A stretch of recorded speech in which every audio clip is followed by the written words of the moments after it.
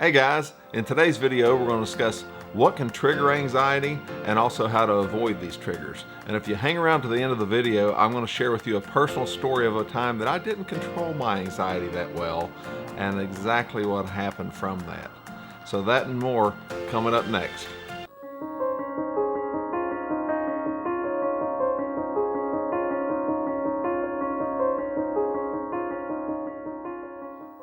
So welcome. If this is your first time joining me, my name's Tom Fulks, and this is my channel, Moving Forward with Tom. On this channel, we discuss what it's like living with anxiety and depression, and also how to cope with living with anxiety and depression. And today's topic is going to be a little bit different for us because I'm going to share something at the end that's a personal story of something that happened with me. But if you would, if this is your first time joining us, I would love for you to hit that subscribe button and join us each week as I present these videos and we discuss about anxiety and depression. And also hit the like button to let YouTube know that this is the type of content that you enjoy, and turn on that little notification bell so that you'll be notified every single time that we upload a video. So let's get rolling. So when it comes to anxiety triggers, everyone's different. Something different is going to trigger you as opposed to what's going to trigger me. It can be anything from stress at work, from stress at school. I mean, there's a list of them, and we're going to discuss them more in depth. But just remember that it's different for everybody. So, number one is stress at work. And a lot of times that can be caused with people that you work with, or also just the actual job, you hate it, or working so much that you work overtime and you mentally exhaust your body. And that can cause anxiety. Stress from school, if you have a test coming up, or if you're so stressed about trying to accomplish this next level in your schooling, and you're thinking, man, this is so hard, it's just overwhelming, and I suck at taking tests. That can add a huge stressor, and that can trigger your anxiety. Stress from a relationship. It can be a stress from a friendship, or with someone you live with, your spouse, your children. That can be a stressor in your life and something that can trigger your anxiety. It can also be a trigger from medication that you take. You can take medication that some of the side effects can cause you anxiety. And that's one thing that you need to discuss with your doctor if that's what you narrow down that may be one of your triggers to this anxiety. Financial stress is a huge one. Right now, with everything going on in the world with the pandemic that's worldwide, we know that from just anytime you turn on the news, that's what's being talked about right now, is people's financial condition and what's going on. That is a huge, huge stress right now for people with it. Social events can be a stressor. That can trigger it for you. Not just going somewhere, but a lot of times, and especially for women, they go somewhere thinking, I know so-and-so's going to be there and they're going to be dressed like such, and I'm going to have to compete with that. No, you don't. That is just your stress and your anxiety talking to you, telling you once again that you're not good enough, but you are good enough. Be yourself. But that can cause stress and anxiety, and especially like for people that suffer from social anxiety, to where if they get in a crowd of people that it stresses them out. That can be another trigger that can trigger your anxiety. If you have a long commute to work, the drive can be stressful. How many times are you on the interstate and people are tailgating, and I'm speaking about probably my wife. She's I hate being in the car with my wife. I hate to say that, but it's the truth. She's going to kill me. But that can be a huge stressor for you. People suffer from road rage because of their stress. So when they come up and ride your bumper and wanting to get around, there's nowhere to really go. It's because they're stressed, and that's one of their triggers that triggers their stress.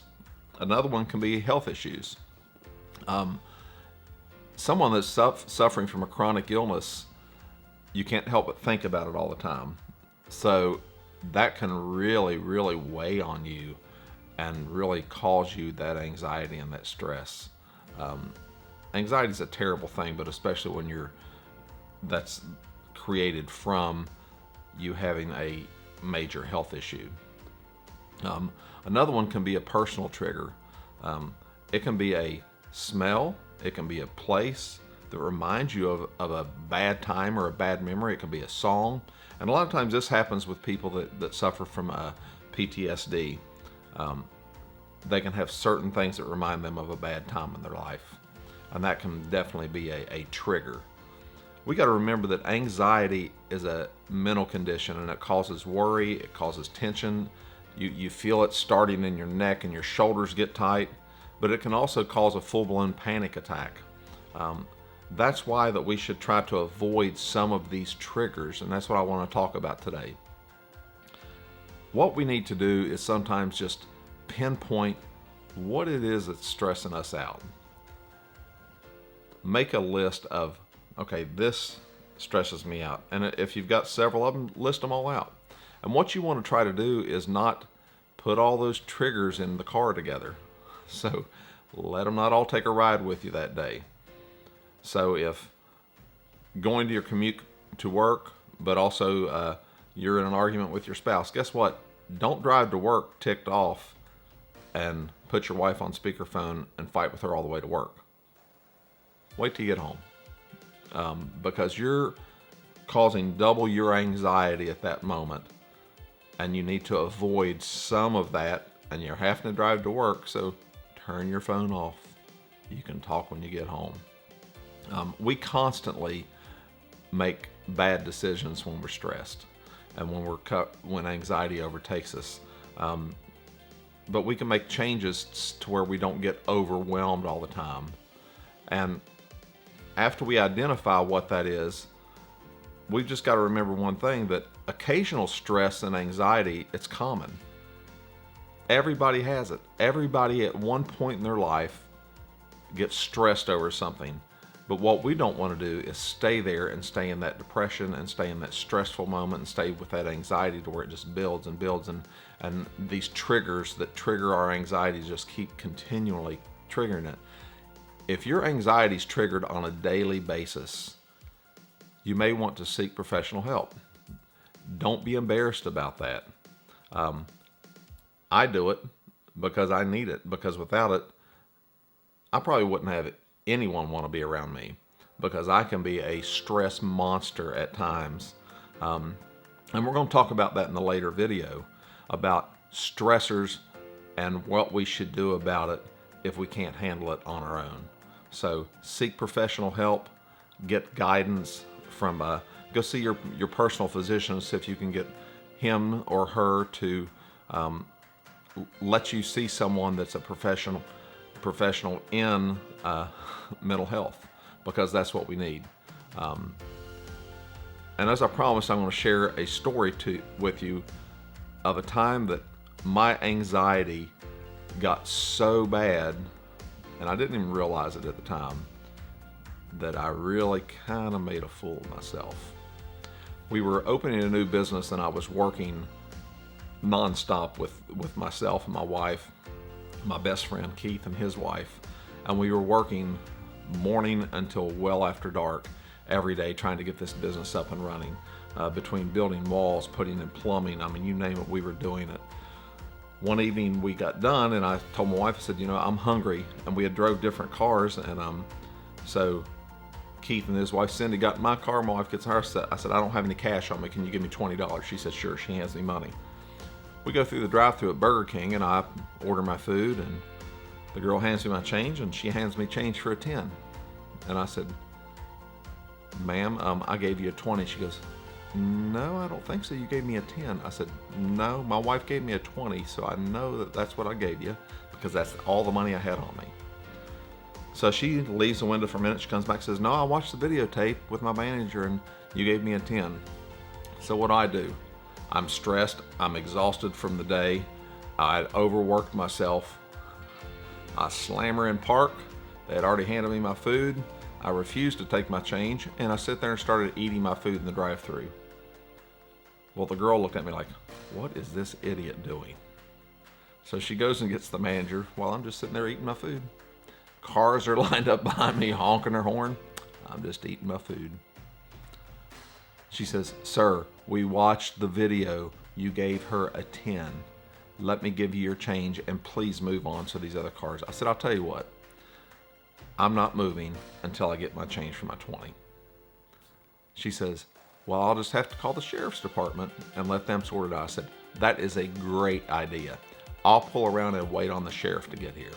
So I pull around to the front of the parking lot, and by now I'm thinking, my wife's going to be home well before the sheriff ever gets there, so I better call her and tell her what's going on. So I called my wife and I said, honey, I went through the drive-through. I gave him a 20 that you gave me. The girl argued with me that I gave her a 10, and now we're waiting on the sheriff to get here so I can get my change back. Dead silence on the phone. Then my wife says, well, you asked me for a 20, but I only gave you a 10. Yeah. So at that moment, I realized, wow, I was out of line. I was a jerk. So first inkling is to slam that sucker in reverse and get out of there. But I did regain enough composure, and I walked in and I apologized face to face to the young lady that was at the window and the manager. And when the young lady tried to give me my change back for the 10, I said, no, you just keep it. It's okay. So even though it's a funny story, it's a sad story, because our anxiety can get so bad at times that we can affect other people that had zero to do with our anxiety, and they just get the brunt of it. So don't ignore the triggers, but also don't ignore when you're in that episode of high anxiety, and don't take it out on other people. So I'm going to leave you with that. But also, if you have not subscribed to the channel, please hit the subscribe button. Turn on notifications. I would love you to join me every week as we discuss these things that we all deal with in our daily lives with depression and anxiety. And also hit the thumbs up button to let YouTube know that you enjoyed the content, because that lets them know that, hey, people are enjoying this. We're going to share it with someone else. I love that you're here. Thank you so much. And until next time, I want you to do one thing for me. Keep moving forward.